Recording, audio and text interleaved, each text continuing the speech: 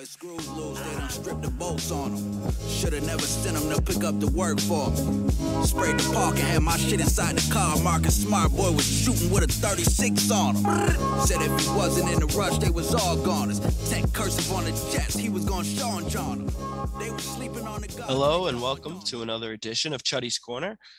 I'm your host, Ben Handler, joined as always by my co-host, Nick Perino. Nick, how's it going?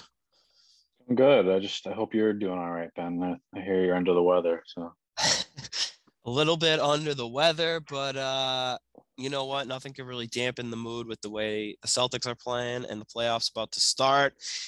In pretty good spirits, feeling more than well enough to pod. Excited to get into some stuff as I know you are too. So it's long overdue, but we got a loaded episode for everybody today. So before we get started, of course, just a reminder, follow the show at Chuddy's Corner on Twitter. You can follow either of us. I'm at King Chuddy. Nick is at _Nick Perino. And check out the blog at nickperino.com. You can click on the blog, click on Chuddy's Corner. There's a link right on the homepage. If you're not taking a break from your real estate needs on the site, go check out the blog. There's recaps for every Celtics game, some other articles, some good stuff on there. So make sure you check that out. Check us out on Twitter, as well as, of course, following the show on Spotify, Apple Pods, wherever you get your podcasts, or you can just access it through the website in the Chuddy's Corner blog. Interact with us. There's comments. Get into it, mix it up, and we're happy for the interaction. Comment section is pretty lit, by the way. If you comment section is exploding a little bit. Yeah, you got to check that out for sure. Anyway, the Celts. It's Thursday, right around noon, April 7th. It's been a bit since we potted. Celts have played 10 games. They've gone 8-2 in that stretch. 50-30 overall. Take a second and appreciate that. 50 wins for this team. Considering where they were, that is pretty remarkable, honestly. To exceeded probably preseason expectations after that start. Really crazy, really crazy. 16-4 since the All-Star break. 32-9 since that 18-21 start. I think they're 24-6 or something like that. It's crazy. Since that 18-21 start, they've got a plus 13.7 net rating. It's best in the league by far. Celtics are, for the moment alone, in second place in the Eastern Conference. 2 games back on Miami with 2 good play, so probably not catchable. And of course, only a half game up on the Bucks and Sixers, so realistically could still finish anywhere 2, 3, or 4, but they have clinched 4th at worst. Home court advantage in the first round of the playoffs. Really all great stuff on that front. Before we even kind of dissect what's going on, just any comments on like the overall turnaround and the fact that after kind of everything that's happened, all the ups and downs, and especially the downs at the beginning of the season, that, you know, we're right here, second place in the East with 2 games left, kind of right where everyone hoped we'd be, kind of under ideal circumstances. And with the way we're playing, I think it's impossible not to say that they've kind of smashed every expectation. I'd say under ideal circumstances to start the year, I don't think we even probably projected 50 wins. So considering, you know, the second half ideal situation, we're probably better than I even expected that we would be to start the year, assuming, you know, we played well from, you know, beginning to end. If that makes any sense. I mean, yeah, it's like, it's unprecedented. I mean, I don't know. I mean, obviously I don't know, but like, I say it's very unlikely, if ever, that you get a team, you know, an NBA team that's had such a bad start at the beginning of the year, finish so strong without acquiring, you know, some sort of superstar or like a complete mid-season overhaul at the trade deadline or before a trade deadline. So, you know, what we've done is, you know, basically unprecedented. And, you know, it's not to say like, you know, this is like the best team of all time, but we're really good. Yeah, but I don't want to say we are, but like, I think we probably are. Right. But so I don't know. I mean, like, there's not really much, you can say about the second half of the year. Right. That's not, entirely positive. I mean, nitpicking, negatives is not, is pretty hard. So it is. I don't know. I mean, it's obviously been a lot of fun. There haven't really been many lapses at all. And I know we'll get more into Robert Williams, but I think that was kind of a gut punch at the time where, maybe we were like, oh, we're flying too close to the sun, or it was too good to be true, but doesn't really seem to be the case. So I don't know. We'll see what happens this last two games. I don't know if we'll get much of a great sample just because I don't know who's going to be playing or whatever. But I like the way we finished the year. I like this team, and I think if everything goes according to plan, we should have a nice little playoff run here. Yeah, definitely. And not before we get into anything critical at all too, I just want to hand out some praise, all the people who have received slack from us and from everyone, and not even undeservedly necessarily, but you gotta hand out praise, and top to bottom, Brad Stevens for all the moves he made. Clearly knew what he was doing, so deserves a ton of credit. Seems like pretty much every move he's made since he took over has been just about a home run in most regards. And then to even the hiring of Ime Udoka, who people weren't thrilled with, and now it looks like we've got a guy who's already on the short list for coach of the year, and it just looks like he's the guy. Like, we've got the guy. Total control of that locker room. Everything he's been preaching and saying since day one has come to fruition. I mean, people rolled their eyes when he's just like, we're going to be tough, we're going to be a bunch of dogs, and we're going to bully people on defense, and we're going to move the basketball. And that's what they've done. And it took them about half a season to figure it out and to buy in and to make it all work. But now, man, it's hard to be much happier with Ime ball. It's been amazing. And I mean, it feels like, things swing quickly in the NBA, obviously, and change, but for a first year coach, could not have asked for a better hire. And then, right on down to the players. Every one of the players has really, at this point, kind of nailed their role. It's hard, again, I mean, other than Rob being injured, it's hard to complain about any single player and say that there's any player on the team right now that hasn't kind of exceeded expectations and taken a big step and filled the role that was asked of them pretty much as well as you could have hoped for. It's really hard to find a nitpick kind of up and down the list. There's little things here and there, but overall, just amazing buy-in, amazing embracing of roles, and amazing execution by everybody out there. Just so pleased with really everything we're seeing from pretty much everyone in the organization. Yeah, one thing I was thinking about today too is defensively, obviously during the Brad Stevens coaching era, we've always had good defense. We've always been towards the top of the league, and this is probably the best defense we've had, in a long time. And for Brad, what he did was impressive because we had pretty much his whole tenure as coach. We had some weak links here and there defensively, whether it was Isaiah or Kemba or Kyrie. We usually had some sort of scoring guard or whatever, or Ennis or something.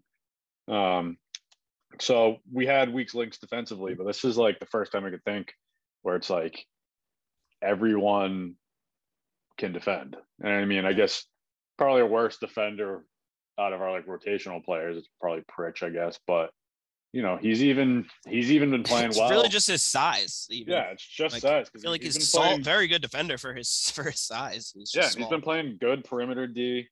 Yeah, he's not a lockdown defender, but I mean he's staying with guys. He's getting after it. Yeah, he's getting after it, and it's so. I mean, we really don't have a weak link, and it's everybody at least knows what they're doing and is in the right spot, and switching the right time, and it's it's a thing of beauty. Yeah, and it just seems like Brad and Ime, I mean, who knows how kind of what the level of involvement is behind the scenes, but it seems like they're so on the same page in terms of like the kind of team they want and the kind of players they want. And I mean, we've obviously talked about the Derek White move, how kind of just flawlessly he fits into what they do. And, you know, it's funny because it's so much Brad coached the team, and obviously you would think knew like what worked and what didn't, and went out and got this exact kind of team and the exact kind of coach who wants to coach that way. And it just, I mean, how many teams in the NBA like so clearly have a way that they want to play now and a style, and go out and just play it the way we do? Like it's great to see. Yeah, it really is. It's just refreshing. I mean, we haven't had, consistent Celtics, basketball in a long time. And we deserve this. We earn this. So hopefully it continues. But I'm confident. I'm confident now in the coach and the team, and can't say that I have been for a long time. Right. And well, that's the thing is like now, we're going to talk about all this other stuff, this playoff stuff that, a few months ago wasn't even a given that we'd be we were in the play-in game last year and we were in 11th place in December. Like this is, don't take this for granted, but it's good to know that, even if the worst were to transpire over the next few weeks and we bow out early, that would be really unfortunate and devastating in the moment. But it's just comforting that like we've got our team and we've got our guy going forward. And there's really now there's like nothing to question. You know what I mean? There's no, like if the Celtics lose, or do we need to trade one of the Jays, or, none of that like BS. It's just like, all right, we've got this young core. We've seen what it can be. And, even if it doesn't happen this year, it's like, all right, the pieces are in place. The team's young. The coach is young. Everyone's on the same page. Let's roll. Yeah. And it's hard to, I'm not saying it's, easy to overlook what Ime has done or the Ime hiring, but, it's not easy finding a great coach or a really good coach. I'm not going to say he's great because it's been 1 year, but he's had a great year, great second half of the year anyways. And it's not easy. You look at all these other teams that are hiring guys that flame out in 1, 2, 3 years, look like they're not even NBA coaches. And it's like, we go from Brad Stevens, who was a great hire, to Ime, who looks like a great hire. And that's another one of the moves Brad, I guess, has made that seems to have, been a home run. So yeah, maybe the biggest. Yeah, it probably is. He's as many great personnel moves as he's made. Finding the right coach. Projecting out what he's done now, he should be the next, long time Celtics head coach. And if everything goes according to plan. So, that's huge. And obviously, with Brad, it was like he was a great basketball mind, X's and O's guy. I think sometimes, especially later in his tenure, people maybe questioned like, his leadership, I guess, or his ability to control stars and superstars or whatever. And I don't think there's any questions about that with Ime. So, he just seems like no. the perfect fit for like a modern, the modern NBA head coach. So, almost like all those, I feel, the Jays, Marcus, all those guys, like they said, they wanted someone to come in there and push them. And like they got, like you said, not complacent with Brad, but it's just needed a new voice. And Ime's come in, push them to a point. Remember the first month, it was like every game he'd be calling out the team in the post game. It's like, what is this guy doing? But it seems like it's honestly worked. Like he's motivated them really well. And now, the Celtics have an edge that they just didn't have. And you feel like Tatum and Brown are like tough. Like they go out there and we're now the tough guys. Like they're not all buddy with everyone. It seems like they go out there and we're the ones instilling fear. Last night the Bulls, they didn't look like they wanted to play.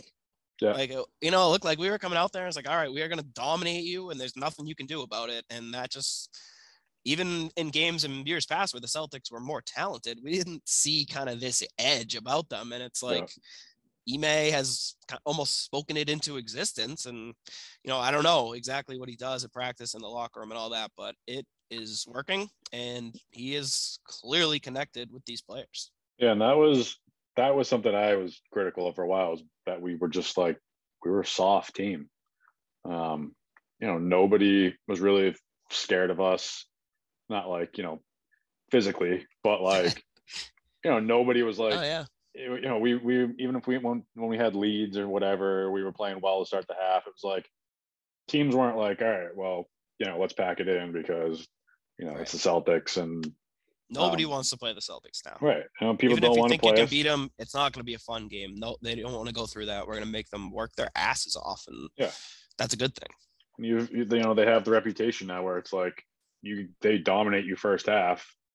If you're, I'm not saying a mentally weak team, but in a regular season game, if they come in and dominate you first half on both ends of the court, it's human nature for a lot of these NBA teams during, a long grind of a season to be like, it's just not worth it to, exert ourselves for another half. Let's just kind of, no, let's Celtics are get the making bench teams out there. Let's quit. toast. Yeah.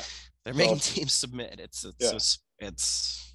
so that's the thing too, is that when it comes to playoffs, maybe the attitude changes a little bit, and I'm sure we'll get there. But no, it's personality. So it's been good, and we're not. I didn't want, like, I wasn't saying I wanted players that were going to come in and like start punching people in the face, but to have the ability of these guys to be like, we're gonna, we want to win every possession. We want to shut you down on defense, and we're going to score. So that's just, they just have the right mentality now, and for whatever reason it took half the season to get through to these guys, but seems like it worked. It definitely seems like it worked. That's for sure. And yeah, it's great. I mean, this is what we've been wanting, kind of just like a bully team, and we're it. And it's weird maybe because the team's a little younger than others, but I mean, it doesn't matter. Like, Tatum and Brown have risen to that level, and Tatum, I think when he goes out there now, it's a different mindset too. And this is something Ime has talked about, of going out there and like, you don't have to be like, oh wow, there's KD. Like, there's no more like little brother syndrome or whatever out there. It's like Tatum feels like the alpha dog on the floor, no matter who we're playing, and that matters. Like, even, I'm not saying he's better than Durant and Giannis, but going out there toe to toe with him, not anymore of like, it's not like, oh wow, like Tatum's keeping up with Durant. It's like, no, we expect him to outduel him and win. Like, he's risen to that point. No fear of anyone, no being in awe of like, oh, we're close against this team. Like, no, we've got what it takes to stack up against anyone. Yeah, and we've got the confidence too. That whole alpha mentality, it was a question mark for Tatum for a few years. I mean, he's obviously 22 years old. I feel like it's natural. Yeah, and for obvious reasons, he wasn't the alpha, just because he was the young player on the team, and even at times when maybe you could say he was the best player on the team, he was still, like you said, younger brother syndrome. Playing with some people that I guess are probably more accomplished for their career wise. So it's hard to play with people like that when you're 22, 23 and take over. Right. It's hard for anyone, really. I mean, and it's just people were wondering if he had that in him, and it seems like he does now. So that's something that you need from your best player. I think that's pretty much been proven over the course of over the course of the NBA. And I think last year's the playoff series helped when there was no Jalen, and he basically matched KD. Obviously didn't have the reinforcements at all to stick up with that Nets team, if you remember some of the guys we were playing. But Tatum himself was spectacular, including the game we won when he went over 50. Like, he really established that he belonged on the floor and was as good as anyone else out there, basically. And then, don't discount the Olympic run and being with KD. And he's talked about how kind of realizing like, oh wow, I'm not KD's sidekick. KD is like counting on me to be myself and score baskets and stuff like that. So all of that, and then what Ime's instilled into him, and then obviously the way he's taken his game to the next level, it's all coming together. And again, kind of wax poetic about Tatum and the leaps he's made all day. Yeah, it's nice to see. I mean, this finally looks like, I guess Danny's vision, is coming together, what he always, had in mind. And it is. We've been critical of Danny here and there, but I think overall we're both, on the same page as far as, his legacy, is pretty much set as far as, a baseline. I mean, his legacy can't get any worse, I'd say, at this point, even, no matter what happens with these players. I think at this point, it's basically, it gets better. I mean, if we win a championship with a score or something close to it, if Neesmith wins MVP, right? Yeah, the league.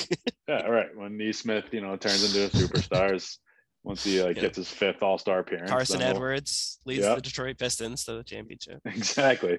Yeah. So he can only look better in the long run. I think at this point. No, for sure.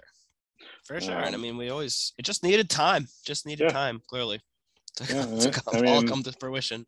This fan base is not generally patient. I mean, I guess Celtics fans more than most other Boston fans have more patience, I'd say. Because I mean, basketball, you kind of have to be, if you're building for the long term, and if you're building through the draft, you have to have patience. And I just think it's hard for teams in Boston. They want immediate results, and they do. But I think that expectations so early for these guys. I mean, to no fault of their own, but coming into the league, like Tatum's rookie year, he's in the Eastern Conference Finals against LeBron, and it's like so much so soon because they kind of were towing that line. And, I'm not going to look now and say it was the wrong thing to do, but they were kind of towing that line of trying to compete in the moment and build for the future. And, there's a reason that's obviously so hard to do and more teams don't do it. We tried.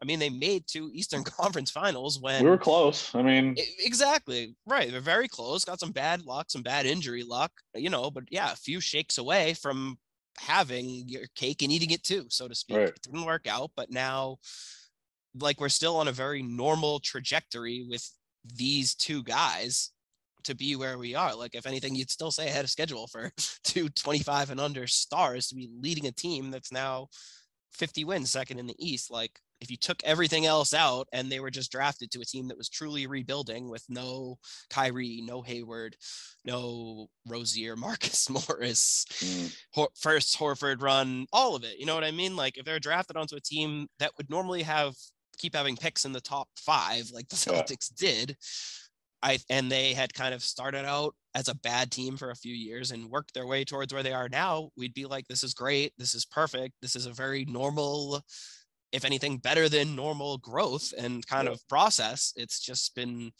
marred in a weird way by expectations and by the team being good and ready to win, kind of other than the kids. Yeah. That's, I think that's what a lot of people overlook, is that the early success for these guys was, not, due to the team we had around them, but, we had a good team around them and winning games. And when it comes to rebuilding in the NBA, it's, you bottom out, you get high draft picks, and you build, through the lottery.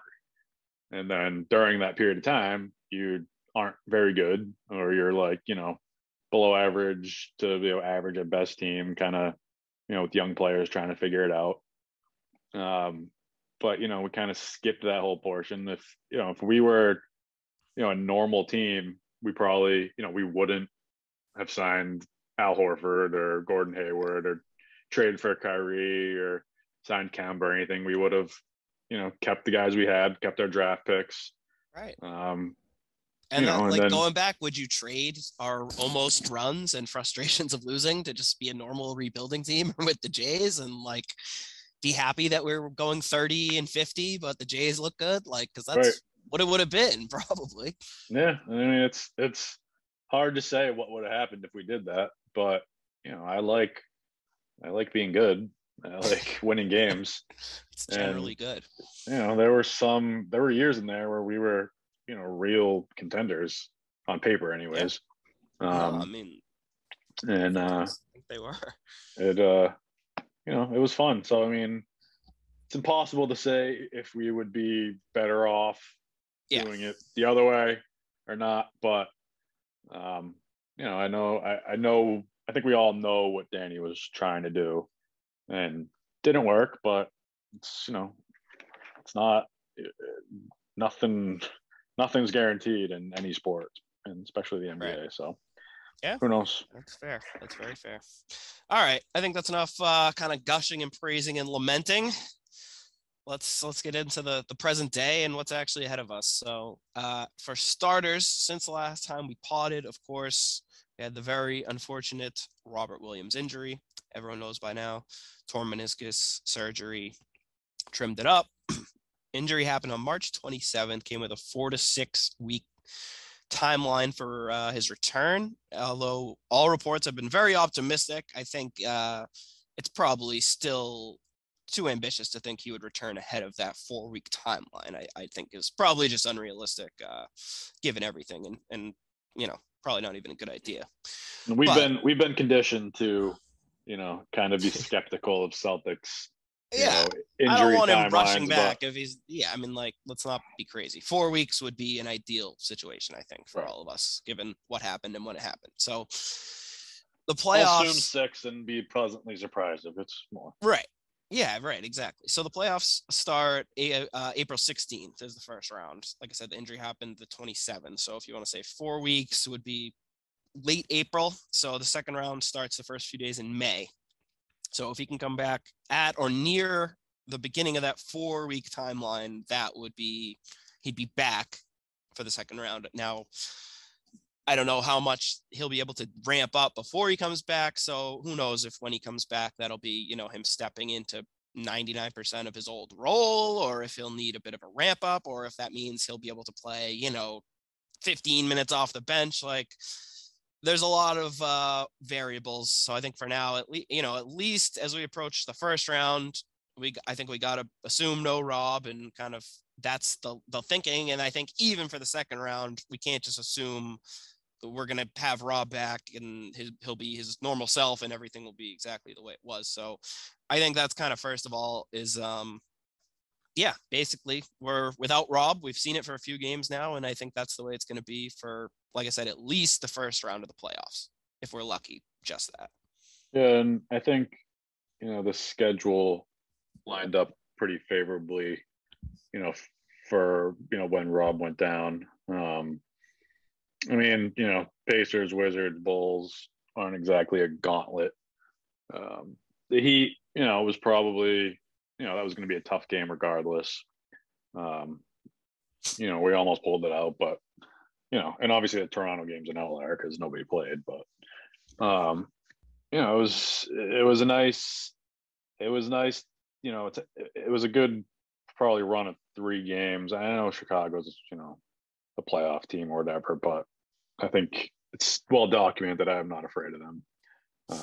And I think they probably played above their head for most of the year. Now they're hurt. So, but it was good to see us get back on track defensively. We kind of had to figure out, the rotation without Rob. And I think, clearly, we figured it out.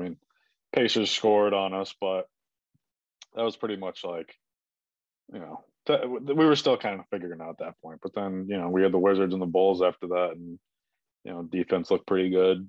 And, I think we can tread water defensively, tread water better, even without Rob. It's not, our ceiling is lower, probably on both ends of the floor, but, we still should be able to stop teams, and we should still be able to score. So, I'm not worried about it probably for round 1 or 2. Unless we get unlucky with our matchups, but we're still a good team, and losing your 3rd or 4th best player when you have stars like Tatum and Brown, you should still be able to make up for that, especially when you have guys at the other positions that can kind of fill in. So heartbreaking to see him go down, but it's not season's not over. No, it's definitely not over. And I think Scal hit on it during that Chicago game a lot during the broadcast, that it really comes down to like his ability to protect the rim is probably what we'll miss the most. Because like you said, the guys around him who are going to be playing are still good defenders. But we just probably don't have that element of explosiveness and athleticism. Obviously, his ability to cover ground down there and block shots from the perimeter to under the basket, seemingly out of nowhere. There's almost nobody in the league who can really replicate that. So there's no replacing that. But one thing I've liked, which it started in the Indiana game, and then since then, it's obviously looked very fine-tuned with switching. So at first, they moved Grant into the starting lineup, which I think, makes a lot of sense in theory.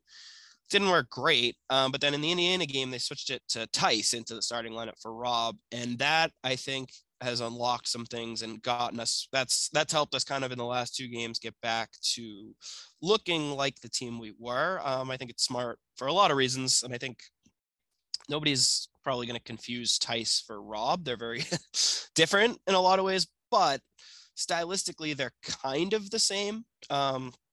So I think that allowed, like last night, Al was guarding Vucevic and doing a great job, as he's done guarding kind of centers like that.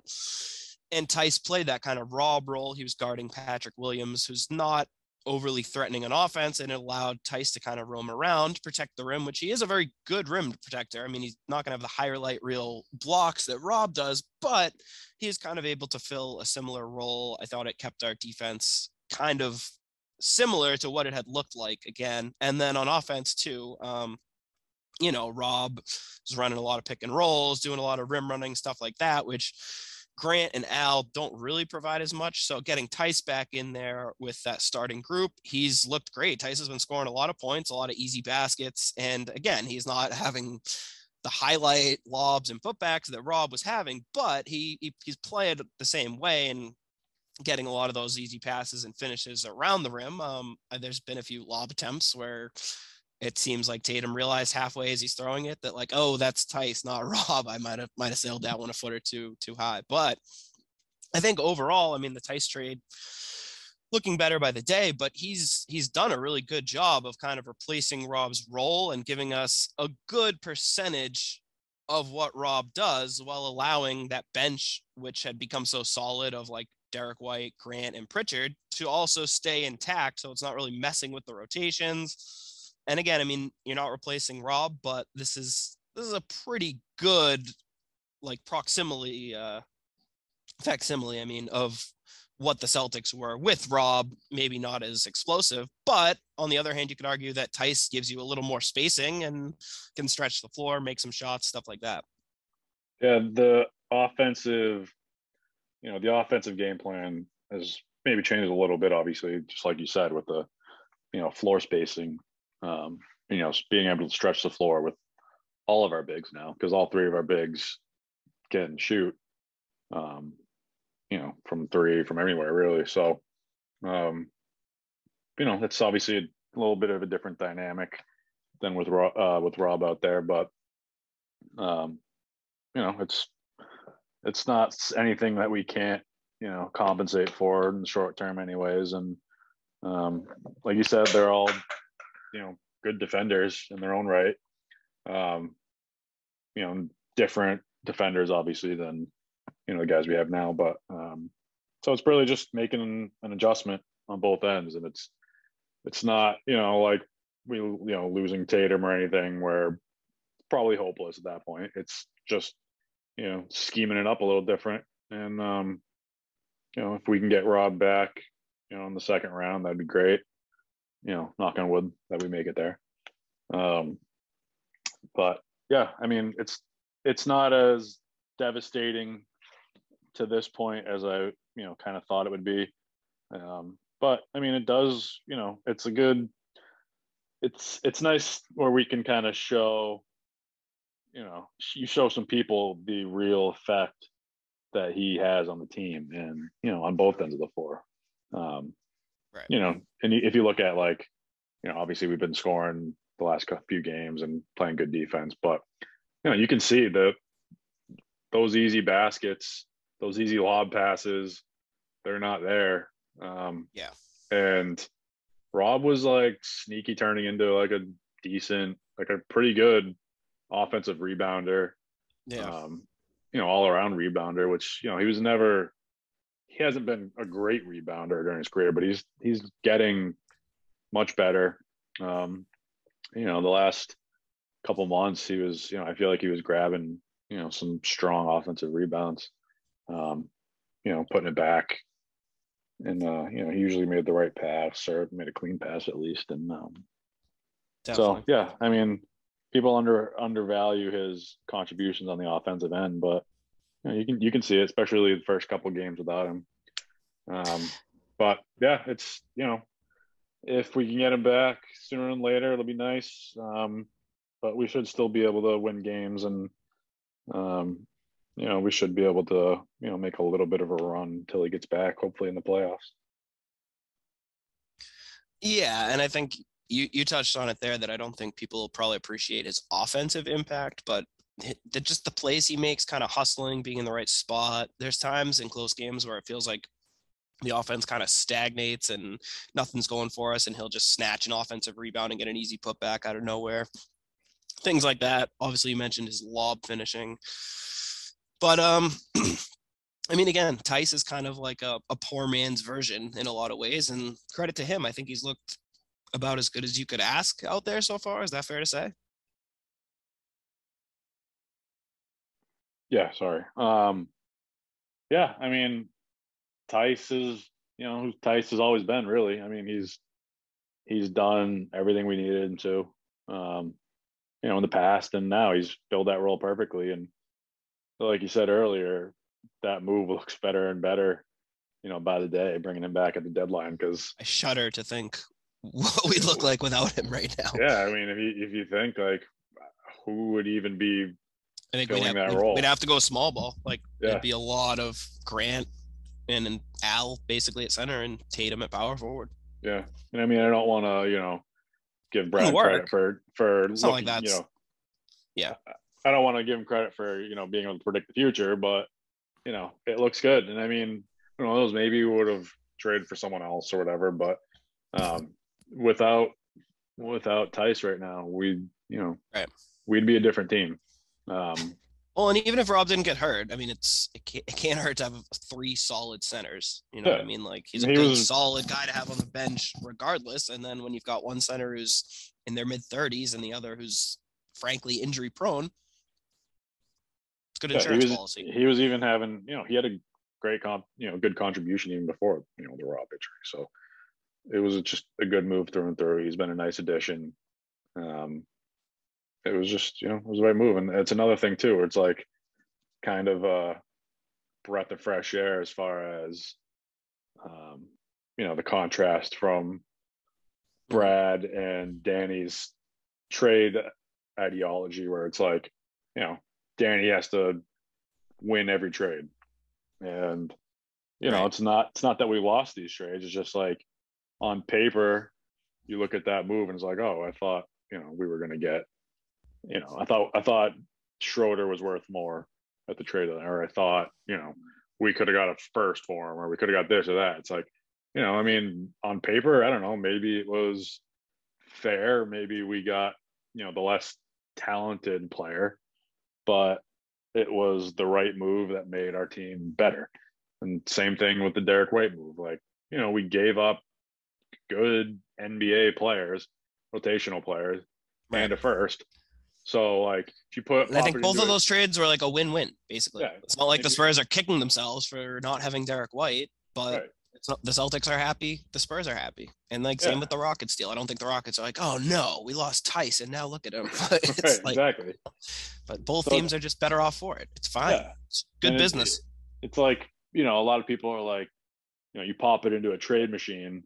It's like, oh well, it says that the the Rockets gained 1.1 more wins per season. It's like, I mean, whatever. It made our team better, and with both trades, we gave up what it took to get these guys, and it was the right move. So it's nice to see. Totally agree. As for Rob, so I mean, there's a difference, but we both agree it's kind of it's negligible. It could be worse. Does knowing that we won't have Rob in the first round impact you in any way in terms of like who you'd rather face or how you feel about a certain matchup? Like, does that drastically alter the way you think about any opponent, or I guess like our chances against different teams in general, or is it still kind of the same, just maybe like, slightly less confident overall? No, I mean, first round doesn't really bother me. As far as who we play, obviously, under any circumstance, we're trying to avoid Brooklyn. Yeah, I mean, Rob will be. Remember him last year in the playoffs? He almost had like a triple double with blocks Right. against him. He played crazy, and Yeah. a series like that, he would be sorely missed. Yeah, and I mean, even with if with Rob, I'd still be nervous about that series, but less and less by the day. But obviously that's the team that everybody wants to avoid. In theory, Yeah. first round.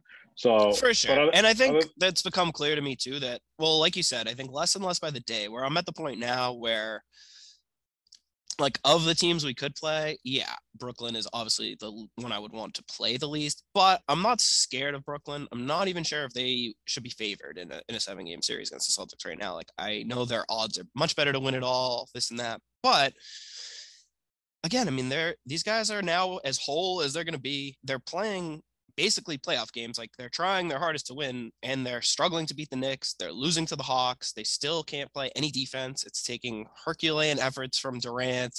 Now that Irving's a full-time player, he doesn't look the same. There's a lot going on here. Again, they have Kevin Durant. I never will doubt him or like willingly want to face him, but I've come to a point now where if we face him, like, so be it. It's not the end of the world.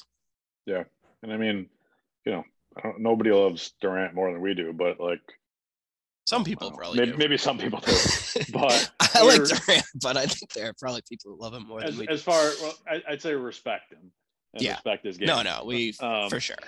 But I mean, he's never done it on his own, really. I mean, he's in theory good enough to carry a team, as deep as he can get. But yeah, if the Celtics play like they've played for the last few months, they will beat the Nets in 5 or 6 games. Yeah. So at our best, we're probably better than them. But I'm never gonna be right. I'm never gonna feel comfortable playing a team like that. Yeah, but I think the point is, to my question at least, if there's one team that you would kind of feel the loss of Rob Williams, I think that would be the one. I think any other team we might play, even the Raptors, the Hawks, the Bulls, whatever, like it doesn't hugely change the way I think about that series, I guess. Right. No, I agree. And but I mean, other than that, there's like, the other teams are basically, I mean, they're all very different, but they're all the same to me as far as matchups. I'm not. Well, and the way Rob plays too, it's not even like he's a conventional big guy. It's not like, he's going to park in the post against Embiid and stop him. And like, we can't guard Embiid without Rob. Like, what he does is kind of, it's not really like matchup specific, or it's not like he's taking away one player. You know what I mean?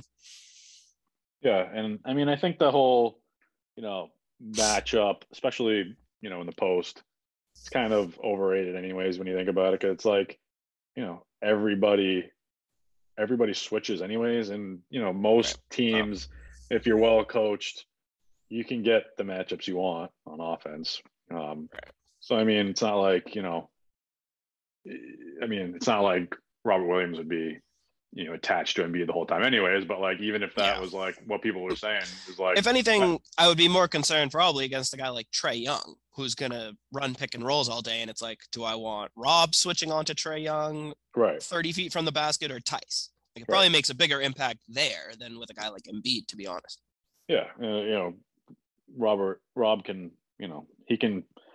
he's obviously much better at popping out, on the switch pick and rolls, but Tice has done a commendable job when he's been good. And I know we're not, we're switching 1 through 4. We're not generally switching that 5 matchup as much, but it's just, Rob gives us that kind of threat for certain guys who are getting that switch no matter what. Yeah, exactly.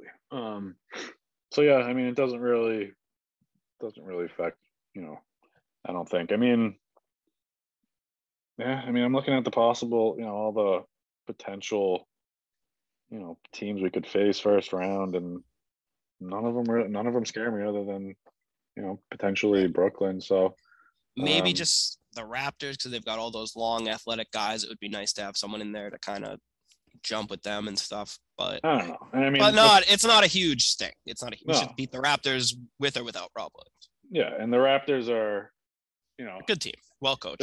they're a good team, well coached, and it's a team you never want to face, in the playoffs. Just a true pain in the ass to play, and I mean that Yeah. in a very complimentary way to the Raptors. That they're Yeah. a pain in the ass, the way the Celtics are, but on a lesser scale. Yeah. So, But we should beat them. Yeah. So I mean, it's to the point. It's like the Robert Williams injury doesn't make me want to play them more or less. If we lost to the Raptors, I would not be blaming it on like, oh well, we lost because we didn't have Rob. Like there would be no excuse. Exactly. So yeah, I don't know. I feel pretty much. I feel confident about playing anyone first round. Okay. I'm not worried about it without Rob. I mean, so it's like. Yeah. No, he doesn't change the math in that regard for me in the first round. No. And then, you get to the second round. It's also like, I mean, I even say for the most part, it's like, it's not really that even second round or whatever. Like, no team that we're going to be playing, I'm feeling like, we don't have a chance without Rob. It's just our ceiling is lower. Yeah. You take away one of your best players, it's going to hurt when you play really good teams. So it's like, it's more like not like matchup dependent as far as if I want to play him in that. It's just, we're not as good of a team without him. Yeah, no, I'm with you right there. All right. Big game tonight. I don't want to talk about this too much because by the time this pod airs and a lot of our listeners get to it, this will be old news. But I do want to touch on it because it's very important right now. So obviously the Celtics play the Bucks tonight, Thursday. They're virtually tied. The Celtics are a half game up on the Bucks. So basically, if the Celtics win tonight, they pretty much lock up the 2 seed in the East, which would mean obviously facing whoever comes out of the play-in. It would mean home court advantage throughout the East playoffs against anyone but Miami. We all know it would be the 2 seed. They can basically lock it up with a win. They control their own destiny.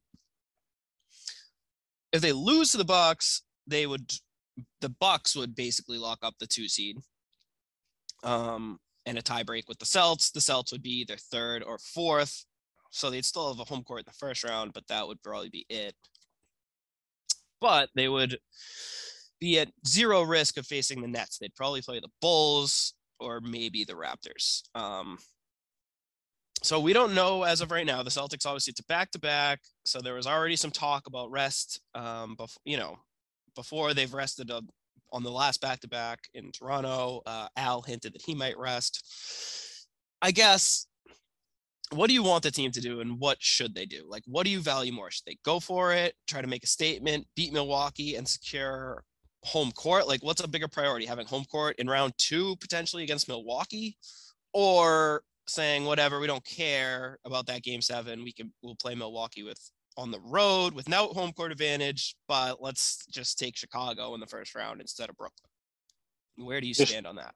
I think they should do whatever is going to keep, whatever they think is best for, getting the most out of them when the playoffs start. And, what I mean by that is like, I don't think we should be playing the matchup game. I think we've both been saying that for a while. So it's like, I don't want them going into a game being like, well, should we rest everybody so maybe we can get this matchup? Should we play everybody? So, maybe we get, this matchup first round.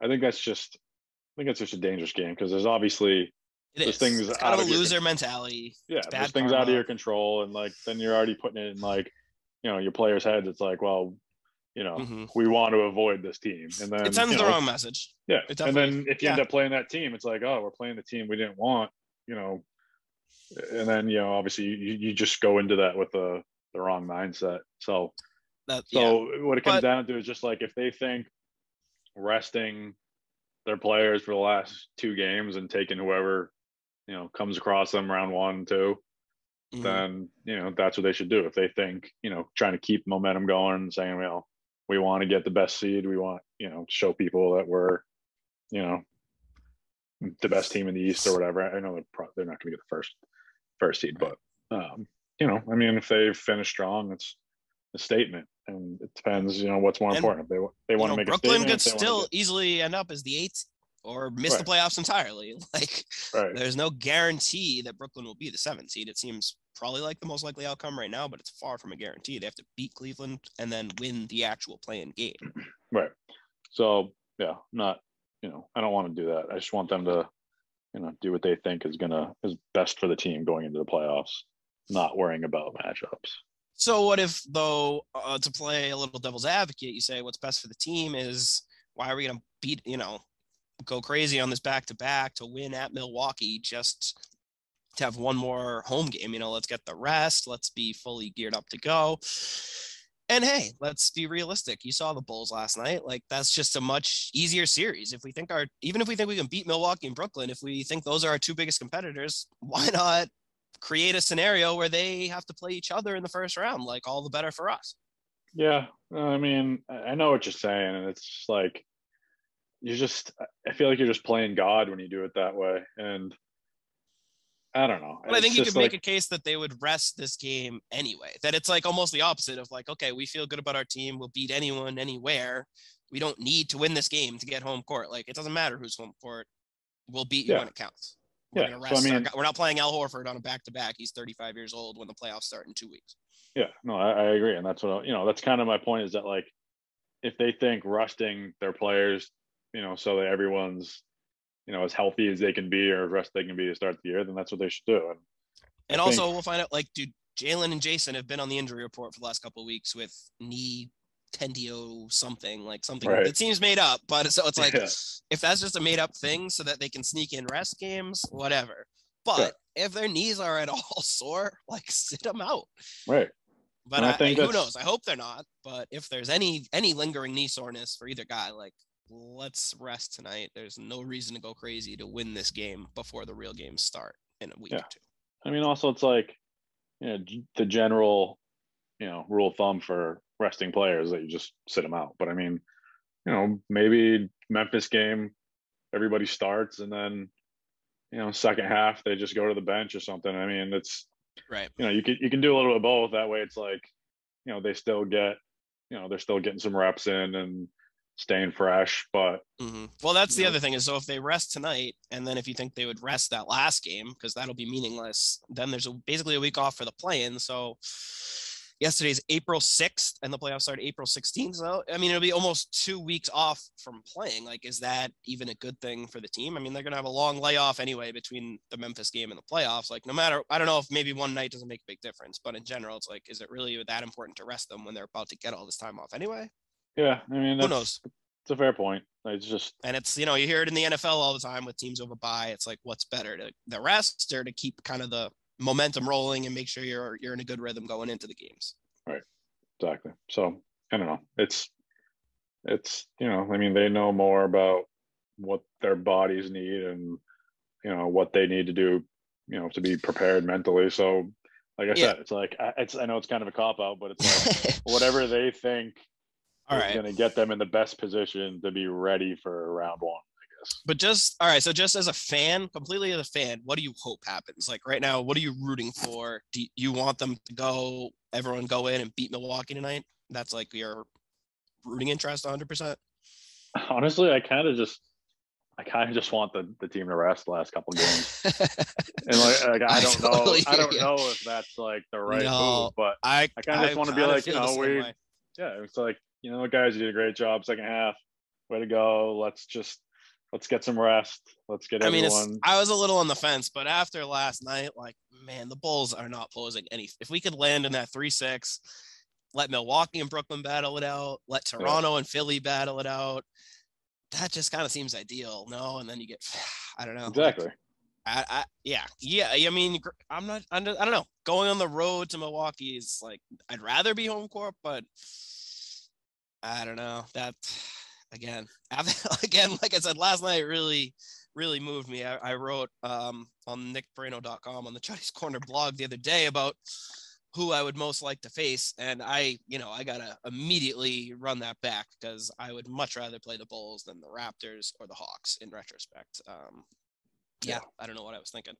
So Bulls are dead. Bulls are dead in the water. Yeah, they want no part of the Celtics. If there's a way we can rest these games, get that 3 seed, play the Bulls, like that seems like the best option. And then, hopefully we get Rob back. We play Milwaukee, who has just battled for 7 games against Brooklyn. Like, right. We're gonna have to play Milwaukee at some point anyway. I'd rather them be the ones coming off a series against Brooklyn. Like, if Milwaukee plays Chicago, they're gonna have a sweep and be totally fresh to play us. Right. Yeah, exactly. So yeah, from a fan perspective, I think we're both on the same page. I think it's more beneficial if the goal is a title. I mean, like I said, I'm not scared of Brooklyn. If that's who we draw, bring it on. I think we can and probably should beat them even without Rob Williams. But it's not going to be easy. It's definitely not going to be as easy as playing the Bulls. So I think I'd rather play the Bulls, a nice relaxing series, let the Time Lord heal, let our Eastern Conference rivals and foes have tougher battles and exert more energy before we have to face them. I think that is, like I said, as a fan, that's what I'm rooting for, I guess. I wouldn't be upset at all to see a report pop up that, Tatum, Brown, Horford are out with whatever, the hiccups. Yeah. And obviously, too, we don't want to say it, but like, if, God forbid, everybody plays and we're going, balls to the walls and someone goes down with an injury or, tweaks something or whatever, we're going to be kicking ourselves. So, well, yeah, I mean, I feel like that could happen any game, anytime, whatever. But the other thing too is we're acting like, it's just the Celtics. Like, it's as simple as choosing, do we want to win or not? Like, even if they want to win, they're still on the second night of a back-to-back playing at Milwaukee tonight. Like, the game's far from a given. They could go for it and still just lose to a damn good Bucks team. Exactly. So yeah, a lot of play for sure. But if you want to rest even 1 or 2 guys, whatever you want to do, I'm totally fine with that. I'm fine with either outcome, but I would say I would feel probably more confident as a fan if we just embrace the 3 seed or the 4 seed. Yep, let's do it. All right, glad we're on the same page there. So kind of moving on beyond that, at this point, I guess what do we realistically expect for the playoffs as a whole, and like where are your expectations at for the team? What's a good finish? What's a realistic finish? Like, what do you think's going to happen? What can happen? What should happen? I think we should win 2 rounds, regardless of who we play. Yeah, I mean, well, unless we draw the Bucks second round. Well, that's the only. Seems very likely at this point that we will. Right. So I mean, if we draw the Bucks second round, then I'd like to go 7.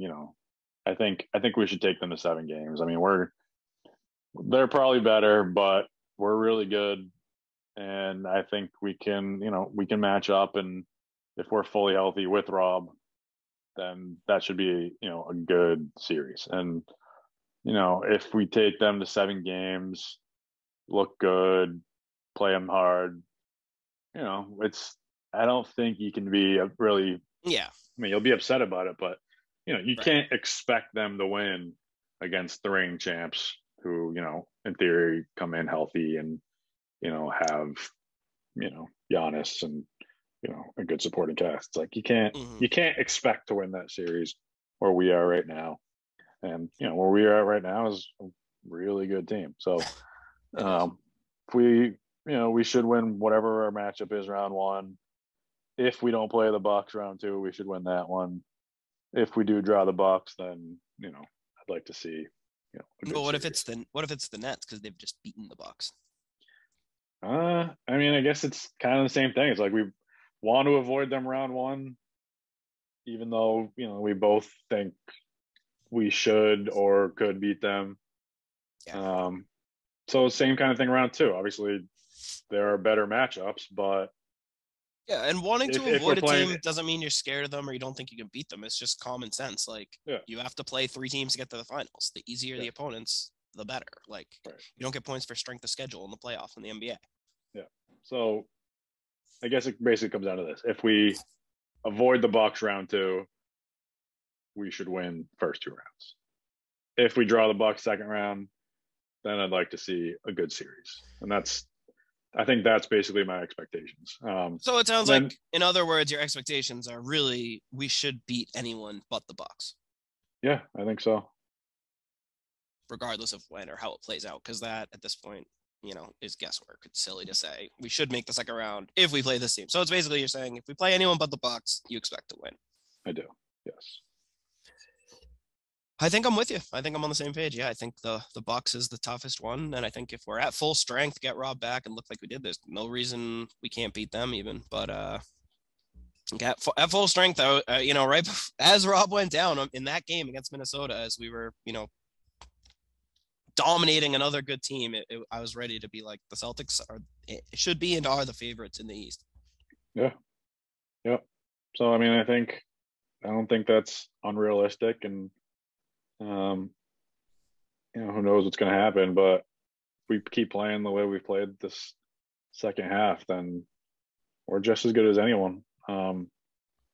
We can beat the Bucks. We can beat anyone, but the Bucks are the team to beat. So for sure, and deservedly so, I would say. Yeah. All right. And then, I mean, once you get to what I'm saying too is we should beat anyone but the Bucks first 2 rounds. And when you get to the conference championship, I'm not expecting them to beat anyone else. I think we'd be better than anyone else if we got past the Bucks. But when you get to the conference championship, right. things change, things can happen. You saw and like whoever that would be, Philly or the Heat, probably. You'd have to think they'd be playing well, like we'd be facing a formidable foe. Exactly, and like in the bubble, I think we were better than Miami, and we lost. So I mean, things happen when you get to the end of the road. So, if we can avoid Bucks, I'm expecting Eastern Conference Championship. Getting to the Eastern Conference Championship. Yeah, I'm with you. I think that's very, very fair and reasonable. I'm right there with you. All right.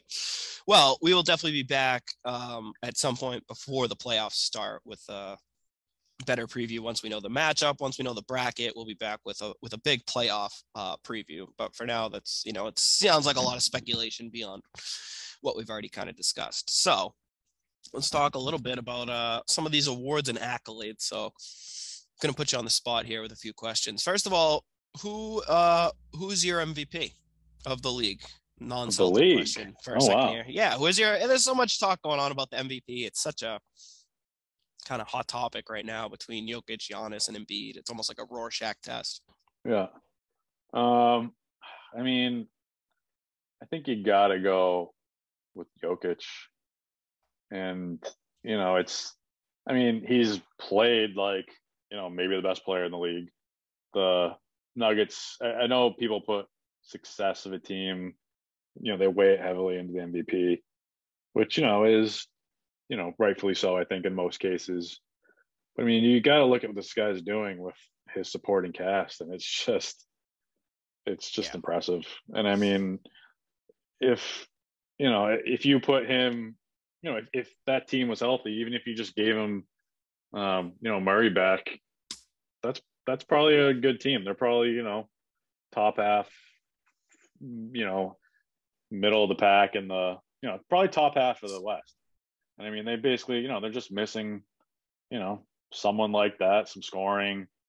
I don't think anyone can expect Michael Porter to be healthy at this point in his career, but yeah, he's doing a lot with a little, and he's carrying that team. And then, if the voters do want to factor in success of the team, I think it's Embiid's year. I mean, he's just been, he's been awesome front to back. He's been healthy for the most part. They have a decent team around him. But, it's not like they're, loaded. And he's carried them to, whatever they end up being, top 4 or 5 Probably top 4, I guess, seed in the East. So I would also just point out that right now Philly has 49 wins, Denver has 47. Philly's a 4 seed, Denver's a 6. So I don't. Right. So it's not that. I don't think that should be a make off. or break for anyone. Team success. It's not like Philly has 60 wins and is running away with the East. Right. Exactly. So it's not like that big of a gap, but I think people are gonna look at. Yeah. Gonna no, look that's at fair. that. They will. And I wouldn't be upset about either. Obviously Giannis is awesome, but it doesn't feel like his year for whatever reason for MVP. People don't, they've seen it. Yeah. As amazing as he is, and I think you can make a great argument for Giannis to win. I have him second, but I think the three of them are so neck and neck and neck. Like, I don't know how you sparse it out, but I agree with you. At the end of the day, I give it to Jokic for the reasons you said, and I think he does everything for that team. He's their point guard, he's their center. His team craters when he's not on the floor. Like, he just is asked to do so much, and he does it all so well. So, I mean, not a slight on Embiid. Embiid is amazing too. You got to make me pick one. I got Jokic just a hair ahead of him. But it really is splitting hairs. So it's, we're lucky we get to see these amazing players in their primes. Like, by definition, most valuable player. The Nuggets are good when he plays, and they suck when he doesn't. And it's like, basically, they're the worst team in the league without Jokic this year, I think. So it's like, that's like what you're looking for, right? It's like, what player is most valuable to their team success? And it's like, you can't even argue. It's him. It's crazy. Yeah. You can't. I don't think there's a bad choice. So I'm not going to fault anyone who says Embiid or Giannis. There's good arguments for all three, but I've got Jokic by a hair. Yeah. Okay. Next, is Tatum top 5 in MVP? I think he should be.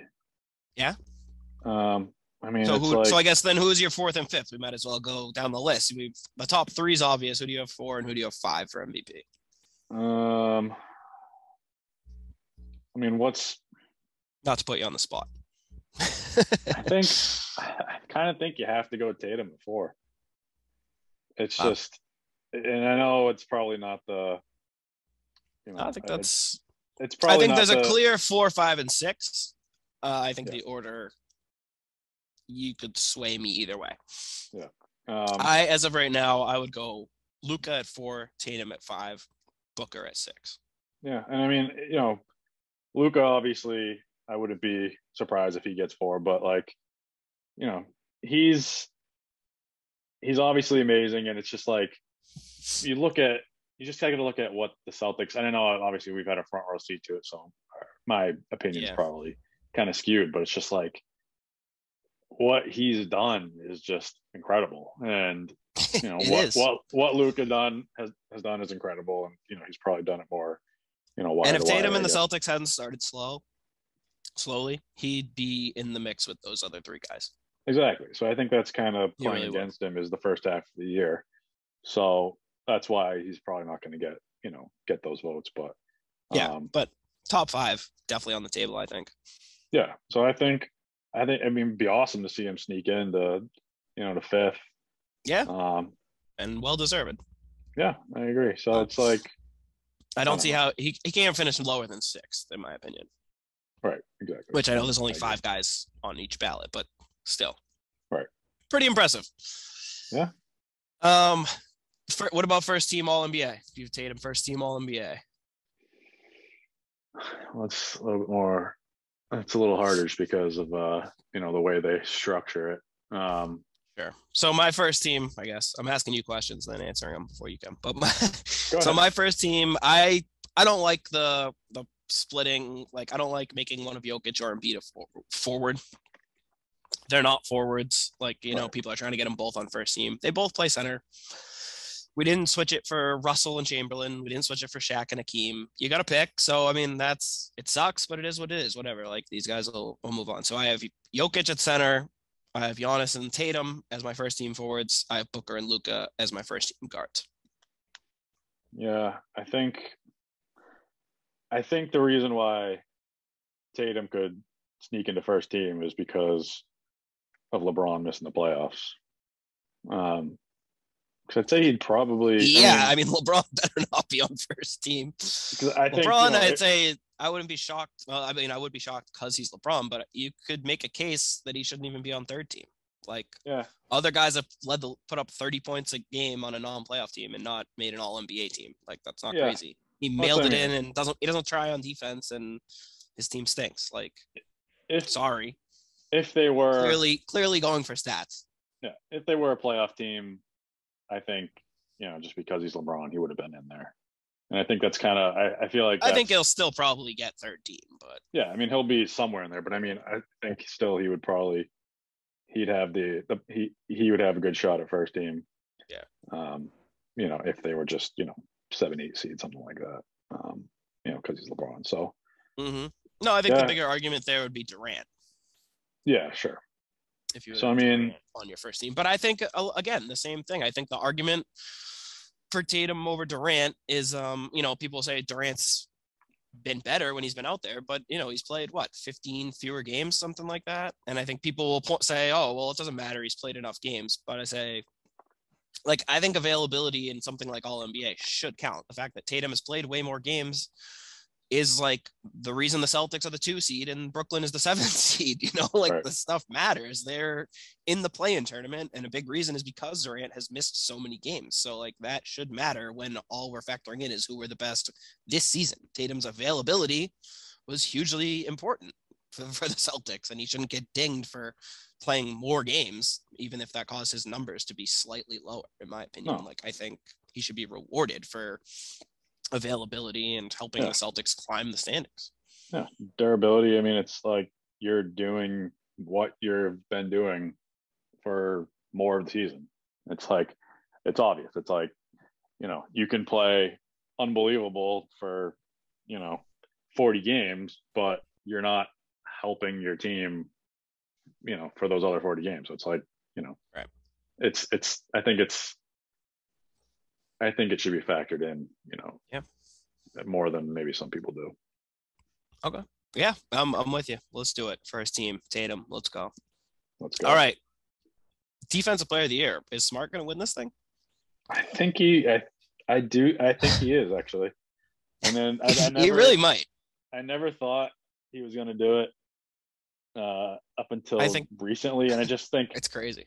Even if he was deserving all year, it's it sounds like he's kind of getting that support around the league, and which is, it's important. I mean, if you start to get,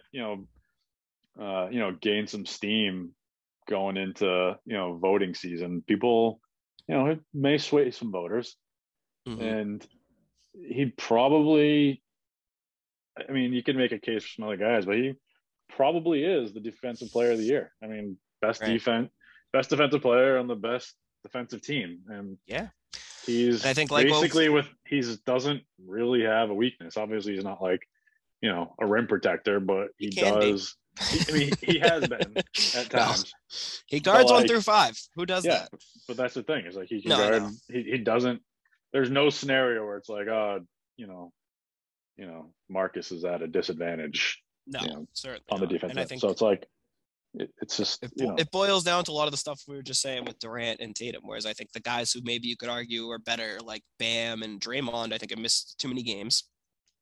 So again, Marcus's availability and he's not that classic defensive anchor down low beneath the basket. But again, and other people have pointed this out when making an argument for Smart, because statistically the argument's not there, but what he does goes beyond stats. And if you watch the Celtics, and even more than watch them, if you listen to the Celtics, he's like a quarterback of the defense on there. You can hear him nonstop telling guys where to be, helping them execute. Because you say, the Celtics as a team are so good defensively, and the scheme is part of that. Well, he's the one basically manipulating that scheme. If you watch him out there and you listen to how much he's talking, directing traffic, making sure guys are staying in the right spots, rotating the right way.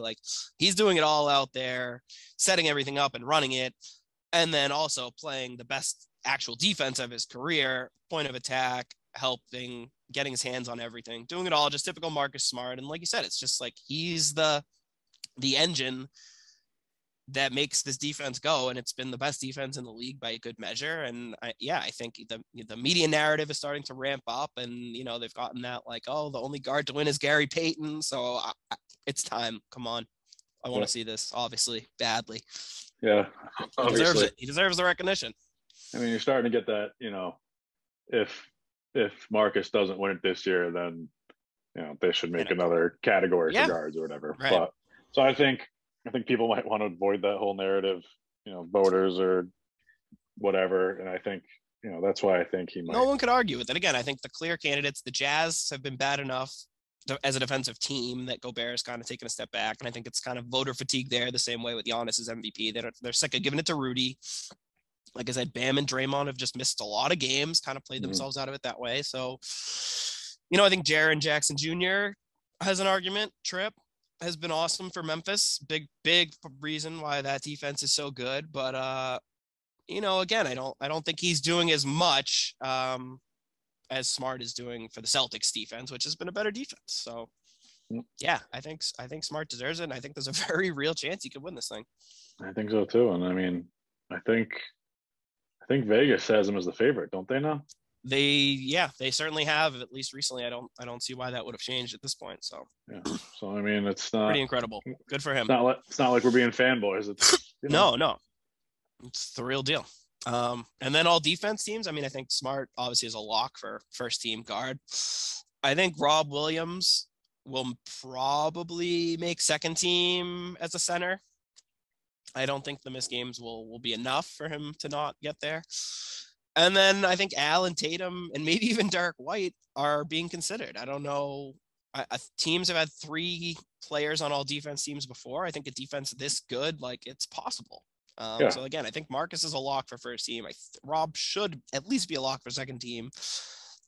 And I wouldn't be shocked if we get either Tatum, Al, probably Tatum, I would say, if anyone. But the fact that, again, there's that many guys on the Celtics being considered for these 10 spots is pretty awesome. Yeah, I think Tatum and Al should be on it. And I mean, having 3 players on the top. Well, that'd be 4. But yeah. Marcus, Tatum, Al, right? Rob. I mean, and Rob. Oh yeah, so 4. Right. Yeah, that's what I'm saying. Like, so they do all feel deserving, but it's crazy. Yeah, so I think, I don't know, like you said, having 4 is tough, but yeah, I think they're all. That's not gonna happen. I think they're all deserving, so I think they should be. They are. But it's not. It's not. It's crazy. And it annoys me too when people use that argument against the Celtics. Like I've been seeing lately, where people trying to prop up guys like Gobert, and their argument is looking like, oh, well, like look how much worse the Jazz defense is when Gobert sits. It's like, okay, that's because everyone else on the Jazz blows at defense, and the Celtics are all good. Like Marcus shouldn't get punished that his backups don't suck. Right. Basically, exactly. Like it's a silly argument for me. The whole defense is awesome. He's the best of the best, and a big part of the reason why it's so awesome. So whatever. I think Marcus and Rob should be first team, but I don't know if Rob's. I don't think Rob. I'm not confident Rob's going to get first team, but yeah, I think he's probably deserving. The injury too will ding him, but we'll see. Yeah. We'll see. But, definitely has a chance. Sure. All right. Next, moving on right on down the list. Ime, Coach of the Year. Yeah, I think so. Now I'm ready to go. I mean, I think he could. I think he's top 5 at this point. Like even as a rookie, I think top 5 for Coach of the Year is realistic. I think he could. I think it's gonna be tough to not have Monty Williams get it for the year the Suns have had. After the year they had last year, when frankly he should have won the award over Tom Thibodeau, but that's another story. But I feel like, especially after that, and now the year the Suns have had, and how much they've been really dominant, he kind of has to get that award. Taylor Jenkins for Memphis, you'd think probably the runner-up, but I mean, right after that, I think you can make as good a case for Ime as anyone. Yeah, I'd say it's probably like, I think he'd probably, I don't know if he's deserving, because like you said, because first half of the year they're gonna put, he's gonna get dinged for that. But I mean, he's gotten something out of this team that nobody expected. So I think that's kind of what you look for in Coach of the Year. I think it's like getting the most out of a team that, I don't know. I'd say it's probably an overachievement to some extent. And I mean, we are a good team. We have a solid roster, but being able to get that out of your team is not easy. And Phoenix, had an awesome year, but it's not like last year they sucked. They've been a good team for a while now, and it's like, you know, he still was able to, you know, keep them at an all, you know, incredible, playing at an incredible level. And, you know, 60 whatever wins they end up with is, you know, very impressive. And they've been good wire to wire. So it's like, he'll probably get it. And then Jenkins, you know, it's kind of, I guess, a similar situation with Ime, where it's like, you know, a younger team, maybe overachieving. And I mean, you know, they'll probably approach, I mean, what do they have at now? 55 wins. I mean, that's pretty good. So, I mean, he's had a great year. But I don't think Ime should finish any lower than third, in my opinion.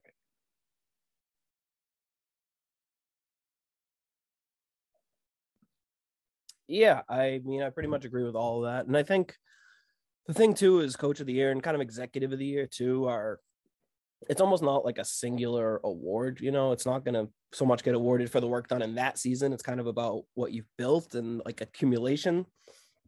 So I think if nothing else, Ime has like laid the groundwork for the Celtics team, this culture, set himself up nicely to probably be in position to win this award, you know, in years to come if things continue the way they are. So it's hard to kind of come out of nowhere, have one good year and win it. It's usually kind of a reward for what you've done over the course of a few years, I think.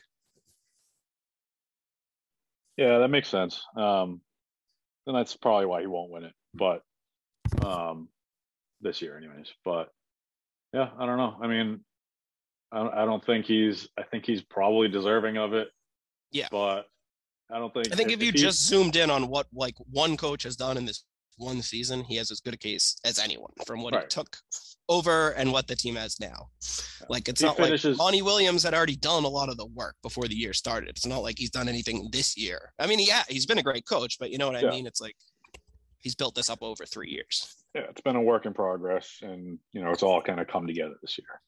Right. And like, I don't think Brad will win executive of the year. I think it'll probably go to a team like Memphis, where again, it's not like it's the moves they made this season. It's just kind of everything they've done in this rebuild over the last few years. Right. So, yeah, I mean, I guess to answer the question, I'd say he's deserving, but if he finishes less than third, I think I'd be surprised or disappointed anyways. Yeah. Yeah, no, that's fair. All right. Sixth man of the year, Derek White. Probably not. Most improved, Grant Williams. Definitely. I mean, Grant has been awesome. Yes. I mean, I'm kidding, obviously, about the awards, but they've both been spectacular. For us, yeah. For us, for sure. They should get those awards on Celtics anyway. So, no, I don't know. I mean, I don't know who would be. You'd know more of that than I do about that. As far as those awards, Tyler Hero is going to win the sixth man of the year. Yeah.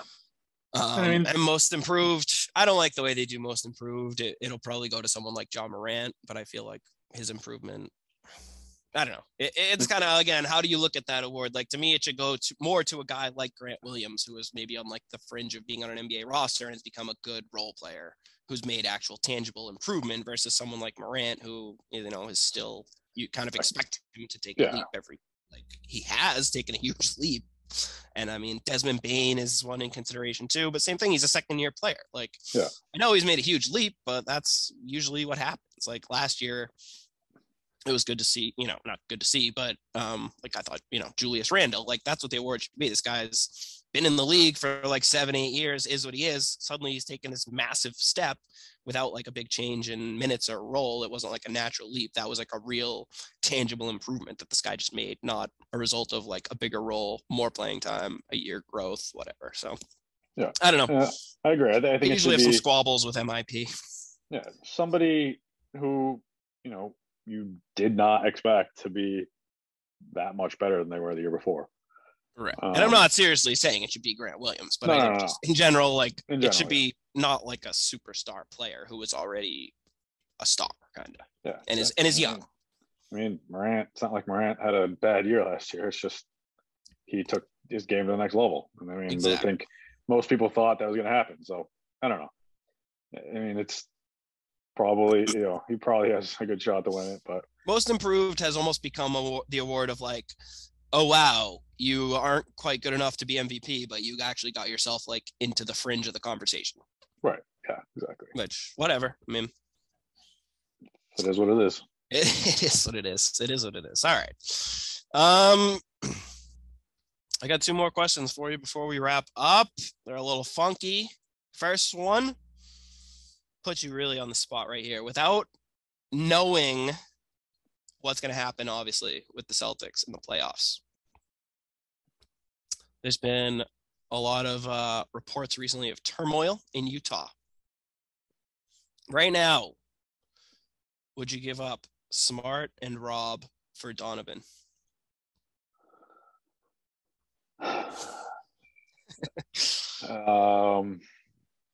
Probably weren't expecting that question.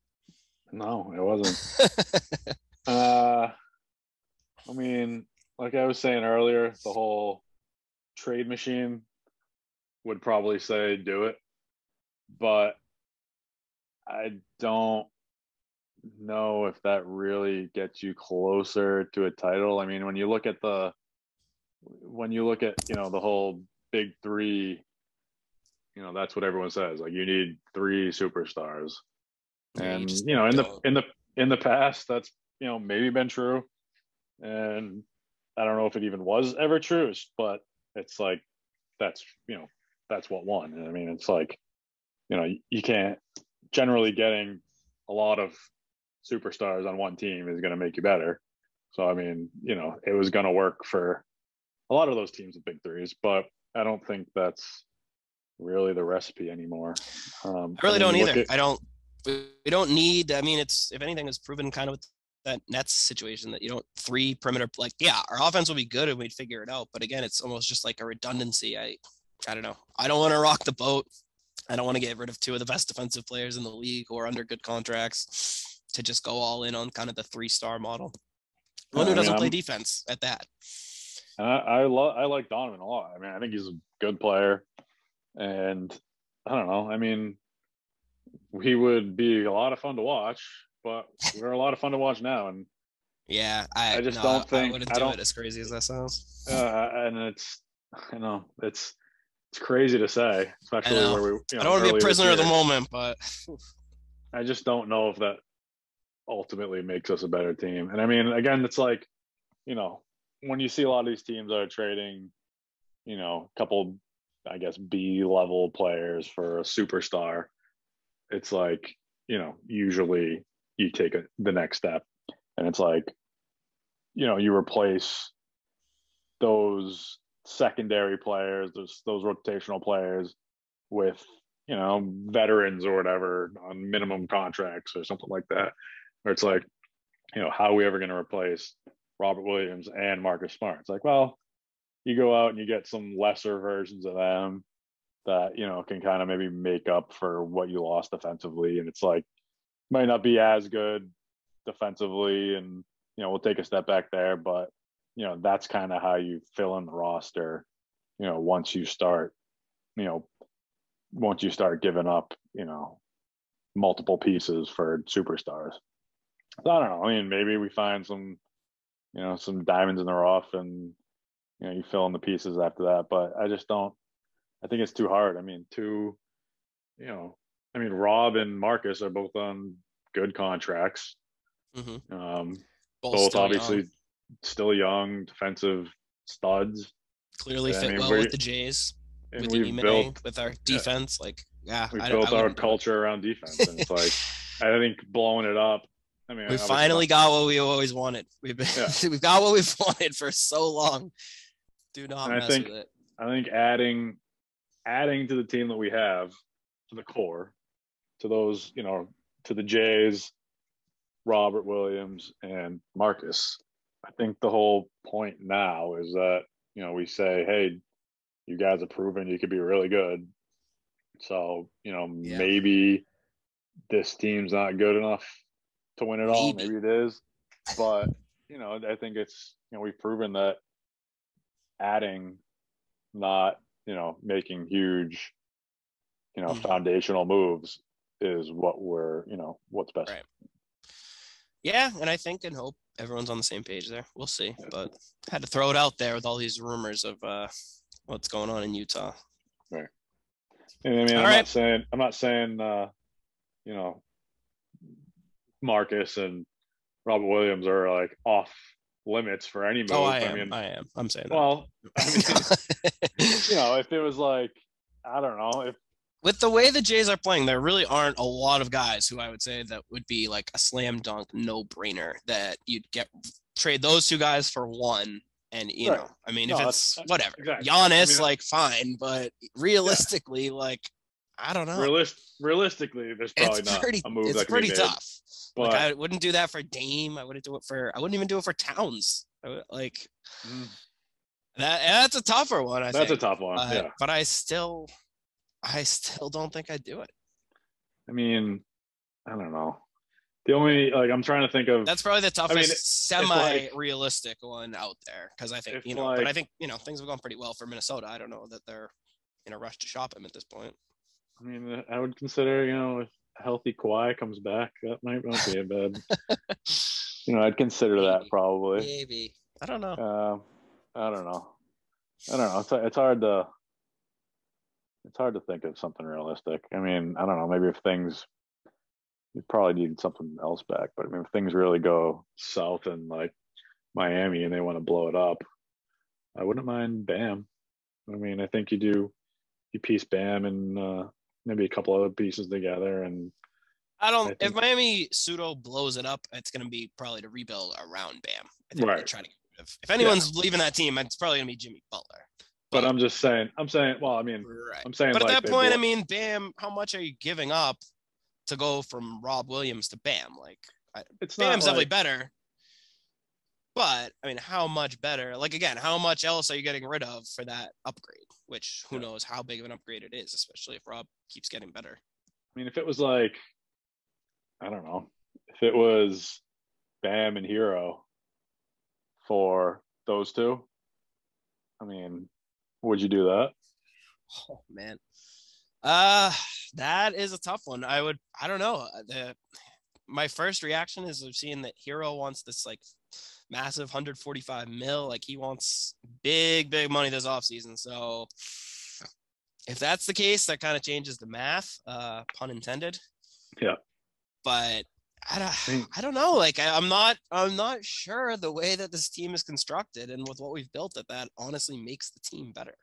Yeah, I don't know. I mean, it's that's tough because Bam is amazing. I mean, I love Bam.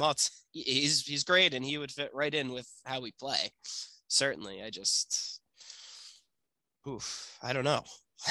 I don't know. That's tough. And the fact that it's tough is probably a good thing. I mean, for the Celtics, but sure. So yeah, I mean, I think we don't really have to think about it. I don't really want to think about it anymore. It was a fun little exercise, but let's just let's just sweep that one under the rug for now. Fair enough. All right, last thing before we get out of here, unless you got anything else, would be finals predictions. So I'll give mine. I'm gonna go Suns over Bucks in 6 games. Rematch of last year, but I think this time the Suns get it done. I think it's hard to argue. Suns, I think, are a shoo-in at this point. I know there might be some tough matchups, but I just think they've made it clear that they're the best team in the league. Yeah, I'd be very surprised if the Suns didn't at least come out of the West. And going back to what we were saying about Eastern Conference matchups, the Bucks are the best team in the East, regardless of the standings. They've done it. They won last year, so should be a finals rematch. And Suns, it just seems like it's their year. And yeah, they're just good.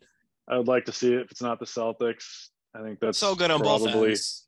That's probably everyone's second favorite team, I'd say, for them. Well, I don't know second favorite team, but I think that's probably a lot of people's, a lot of people would like easy team to root for if you're I mean, especially if it's anyone in the East but the Celtics, I think it's easy to root for the Suns. But again, it'd be easy to root for the Grizzlies. It'd be easy to root for some of these other teams too. But yeah, Suns over Bucks. 7, I think. I think it goes the distance. It could, yeah. I mean, there's wow. I mean, now talk about an unlikely kind of rivalry that would be built between the Bucks and the Suns. I mean, it'd be fun for the league. That would be fun. I mean, and I'm also someone who doesn't love Devin Booker. Kind of a hater for some reason. I just can't get over. I don't know. I can't get past. I just don't like him. And it's like I don't know how else to explain it. I think he's better than I ever thought he would be. Yeah, he's really won me over this year, especially. I mean, last year I was still kind of hating and tending to be all Chris Paul effect. But at this point, it's hard to argue that he's like really, really, really upped his game to one of certainly the best guards in the league. I never thought he would be like a complete offensive player, I guess, as far as being able. I mean, he's putting up 25, 5, and 5, and playing pretty solid defense on a team that's just absolutely dominating the competition. Right. Not leaving much to be desired. No, he's doing pretty much everything, which I never saw coming. So good for him. Yeah. I think now the stat that the Suns keep floating out there is I don't know the exact number, but basically there's never been a player on a runaway 1 seed to average 25, 5, and 5 and not win MVP. So that's kind of their case for Booker. They're saying when did it change from not being the best player on the best team? Yeah, well, that's true. So I'm not saying historical Booker mess ups should change future outcomes, because I definitely think the 3 guys above him should be above him. But it's a fair point by Suns fans. Fair gripe. Let him have it. Until Booker wins Finals MVP, I'm going to say he stinks and is overrated. So that's just fair. that's where I stand. That is extremely fair. And I still, as good as Booker has been, and this isn't really a knock on him, but in the first half of the season, the quote unquote MVP candidate from the Suns was Chris Paul, not Devin Booker. Right. So he was also playing very well, and he's been incredible and was incredible in the long stretch without Chris Paul, where the Suns really didn't miss a beat. Mm-hmm. And yeah, I mean, again, they're not playing for individual accolades at this point. So I'm excited for these playoffs. The West, the East, all of it. The Celtics should be just awesome time. So many good matchups, so many fun storylines. So many a lot of good players. storylines, a lot of good matchups. I was just gonna say, it's like we're spoiled. Should be a great playoff. Yeah. Regardless of what happens, obviously, we want C's winning it all, but there's a lot of good storylines out there that you can get behind. Yeah, I'm with you. 100%. Can't wait. All right. Well, a few more games left in the regular season, and then, like I said, within a couple days, by Sunday, we'll know the matchups. Well, unless if we're the 2 seed, we won't know who we're playing from the play-in yet, but we'll have a good idea. So Nick and I will be back probably after the play-in.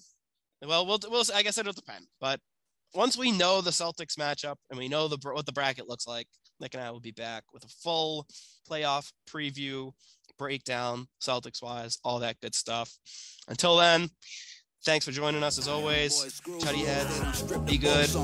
Peace out. Never sent him to pick up the work for.